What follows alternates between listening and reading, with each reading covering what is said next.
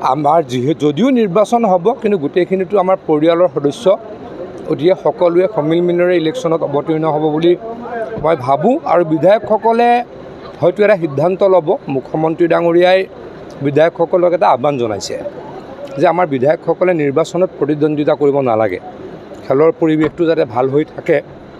যিসকল খেল সংগঠক তেওঁলোকক যাতে আমি ইলেকশ্যন খেলি বিপদত নেপেলাওঁ বা খেলৰ লগত জড়িত সমগ্ৰ পৰিৱেশটোক আমি বেয়া এটা পৰিৱেশলৈকে ঠেলি নিদিওঁ। মুখ্যমন্ত্ৰী ডাঙৰীয়াই ইতিমধ্যে বিধায়কসকলক মন্ত্ৰীসকলক আহ্বান জনাইছে। গতিকে মই ভাবোঁ বিধায়কসকলে চাগে অহাকালি নিৰ্বাচনৰ পৰা নিজকে বিৰত ৰাখিব।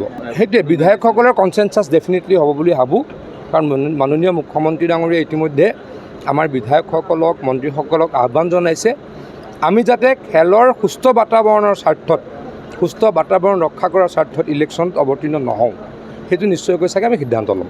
আমাৰ যদিও নিৰ্বাচন হ'ব কিন্তু গোটেইখিনিতো আমাৰ পৰিয়ালৰ সদস্য, গতিকে সকলোৱে সমিলমিলেৰে ইলেকশ্যনত অৱতীৰ্ণ হ'ব বুলি মই ভাবোঁ। আৰু বিধায়কসকলে হয়তো এটা সিদ্ধান্ত ল'ব। মুখ্যমন্ত্ৰী ডাঙৰীয়াই বিধায়কসকলক এটা আহ্বান জনাইছে যে আমাৰ বিধায়কসকলে নিৰ্বাচনত প্ৰতিদ্বন্দ্বিতা কৰিব নালাগে, খেলৰ পৰিৱেশটো যাতে ভাল হৈ থাকে।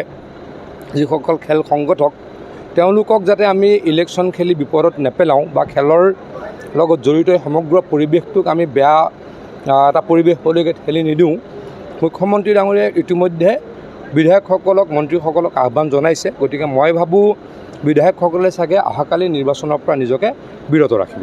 সেইটোৱে বিধায়কসকলৰ কনচেনচাছ ডেফিনেটলি হ'ব বুলি ভাবোঁ, কাৰণ মাননীয় মুখ্যমন্ত্ৰী ডাঙৰীয়াই ইতিমধ্যে আমাৰ বিধায়কসকলক মন্ত্ৰীসকলক আহ্বান জনাইছে আমি যাতে খেলৰ সুস্থ বাতাবৰণৰ স্বাৰ্থত, সুস্থ বাতাবৰণ ৰক্ষা কৰাৰ স্বাৰ্থত ইলেকশ্যনত অৱতীৰ্ণ নহওঁ, সেইটো নিশ্চয়কৈ চাগে আমি সিদ্ধান্ত ল'ম।